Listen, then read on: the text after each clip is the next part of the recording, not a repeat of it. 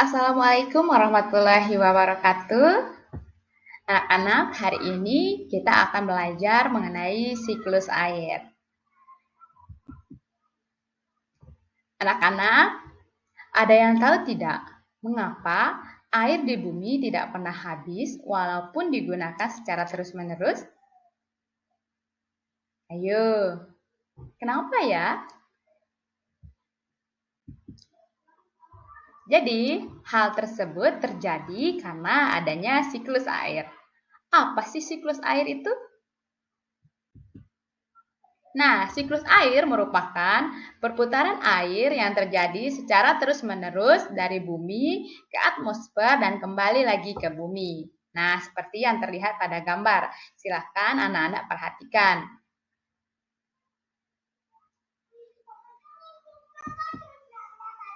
Nah, siklus air. Air laut, air sungai, dan air danau ini menguap akibat dari panas sinar matahari. Nah, proses penguapan ini disebut dengan evaporasi. Tumbuhan juga mengeluarkan uap air ke udara. Uap air dari permukaan bumi akan naik dan berkumpul di udara. Lama-kelamaan, udara tidak mampu menampung uap air tersebut. Nah, proses penampungan ini disebut presipitasi atau pengendapan. Ketika suhu di udara turun, nah uap air akan berubah menjadi titik-titik air. Titik-titik air ini kemudian akan membentuk awan seperti yang terlihat pada gambar ya anak-anak. Membentuk awan, kemudian proses pembentukan ini akan disebut dengan kondensasi atau pengembunan. Nah, titik-titik air di awan ini akan turun. Itulah yang menjadi hujan. Kemudian air hujan itu akan turun ke tanah ataupun perairan. Nah, air kemudian itu kembali prosesnya kembali lagi air laut, air hujan yang turun ke laut, ke sungai atau ke danau ini kembali lagi prosesnya seperti awal menguap akibat panas matahari dan kembali lagi prosesnya. Nah, kemudian bagaimana dengan air hujan yang turun atau yang jatuhnya ke tanah. Nah, air hujan yang jatuh ke tanah itu akan meresap ke dalam tanah. Nah, air itulah yang nanti akan menjadi air tanah. Air tanah ini kemudian kalau kita gali sumur, nah kan di kedalaman tertentu itu kemudian akan ada airnya. Nah, air sumur itu merupakan air tanah atau air hujan yang diserap oleh tanah, ya.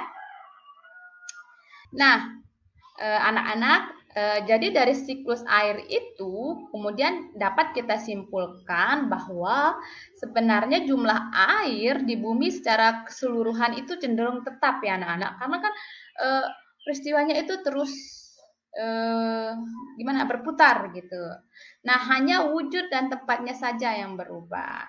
Seperti itu ya anak-anak ya. Nah, demikian ya materi kita sedikit, tetapi semoga anak-anak memahami apa yang dimaksud dengan siklus air, kemudian bagaimana siklus air itu terjadi. Nah, untuk tugas di rumah, anak-anak bisa mencari referensi dari buku paket atau buku pelajaran yang lain untuk tugasnya di rumah yaitu silakan anak-anak menuliskan peristiwa apa saja yang terjadi pada siklus air. Tadi beberapa sudah disampaikan ya, ada pada penjelasan sebelumnya. Baik anak-anak, demikian materi kita hari ini. Semoga bermanfaat, semoga memahami. Dan jika ada pertanyaan yang belum anak-anak pahami, nanti kita akan diskusikan kembali di kelas. Terima kasih. Wassalamualaikum warahmatullahi wabarakatuh. Bye-bye.